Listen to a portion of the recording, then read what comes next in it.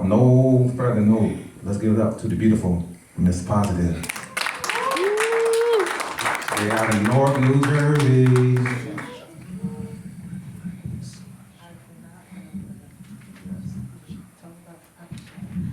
Hey, good evening, everyone. Good evening. Forgive me, settling into the energy here, trying to allow spirit to take me in where I need to be, so I can give you guys what y'all need. So I like to always introduce and let it be known, Positive is not a stage name, it's my real name, the name I was born with.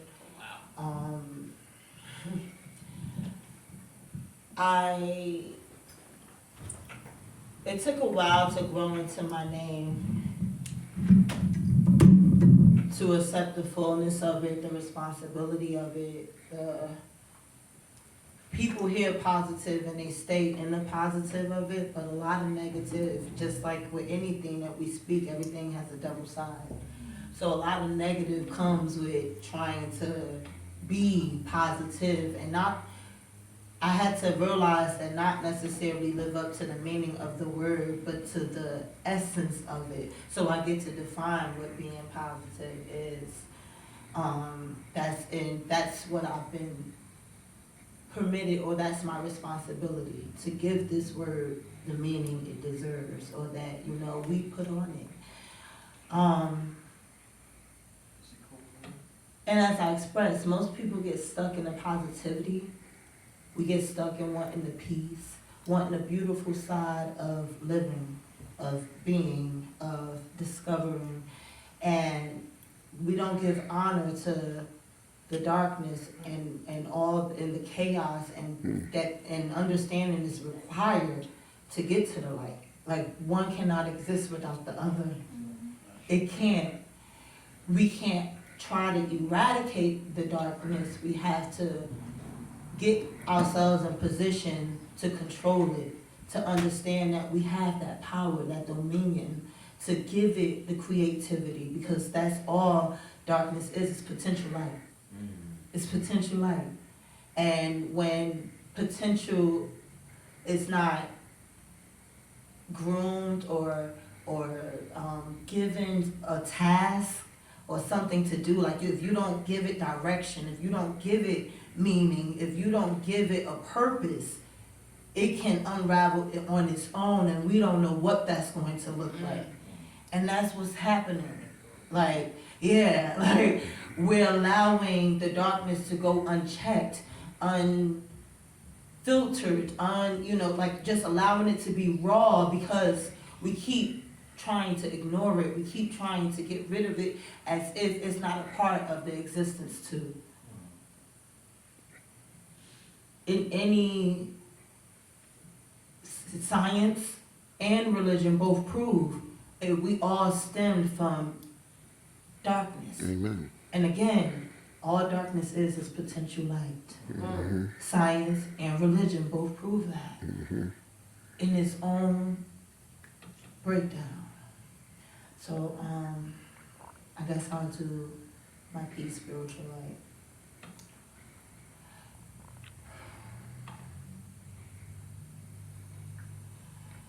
In every religion, it's been said that as a spiritual follower, we are the light of this world.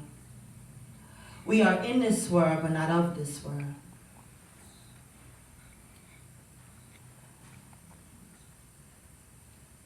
I've allowed my light to dim, fallen victim to this life of sin, foolishly forgetting to repent, but arrogantly expecting to win. Silly me. The day I decided to cut off my light and live in darkness, just live blinded, was the beginning of my storm. Everything that was right went wrong. Family and friends turned into strangers. My life was put at risk for so much danger. Success turned into failure. And my love turned into anger. Silly me. Every day it seemed to rain. And the more that it rained, the more fuel I had to inflict pain on my wrongdoers and those that claimed to love me. I would often say, I'm gonna make them pay. You just wait and you see. I put the blame on everyone else.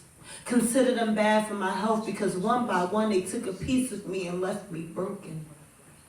Tarnished my dreams and left me hopeless. Mama and daddy didn't want me. A sibling took my virginity. Nobody wanted to befriend me because I was knowledgeable and labeled a geek. The first guy I loved, he beat me with his feet.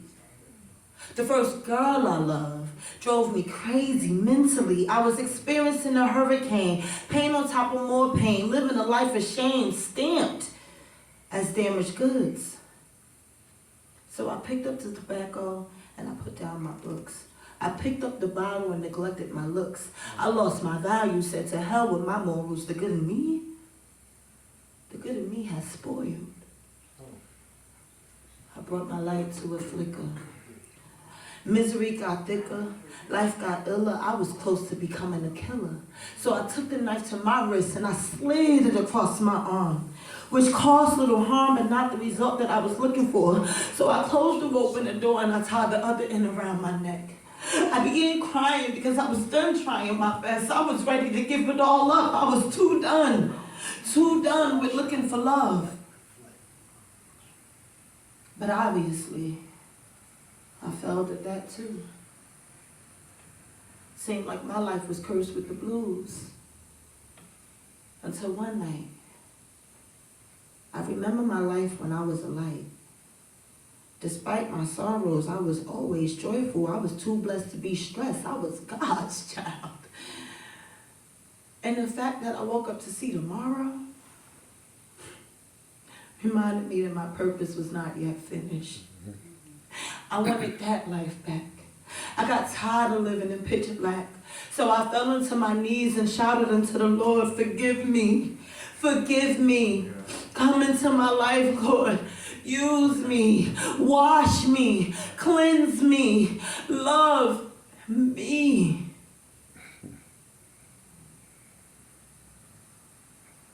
And since that day, my life has a new glow. My light has returned and washed away my sorrows.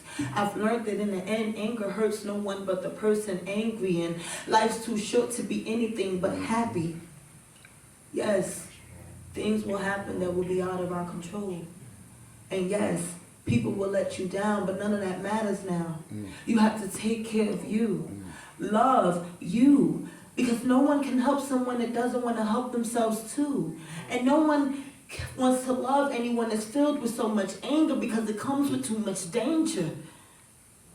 I'm not preaching, I'm testifying.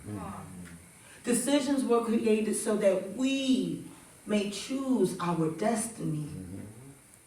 Decisions were created so that we may choose our destiny. Please stop living blinded and let go of that grief.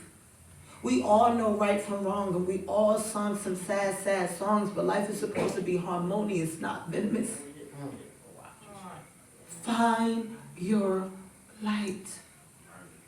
Let it shine bright before this world consumes you. Don't block your blessing trying to fix what God has covered. Remember the experience and learn the lesson. Let go and let God come forth through you. Let go and let God come forth through you. If you're like me, I'm like a truth seeker, what people refer to as truth seeker, because I see all the many pathways that introduce us to that higher being, that divine source, that the thing we call God, the thing we call Allah, the thing that I like to say spirit, because I think that encompasses the fullness of it. Understand we each have an embodiment of spirit, because you're breathing. That's all the evidence you need. You're breathing.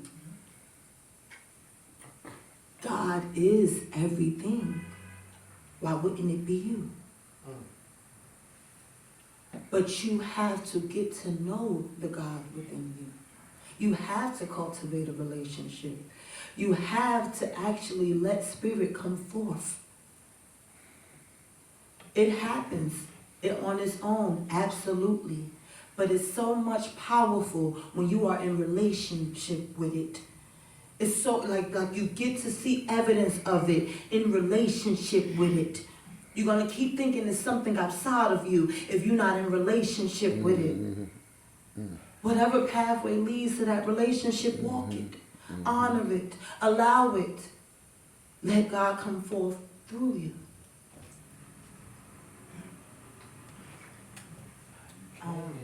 I'm gonna try to remember this piece. Let me see.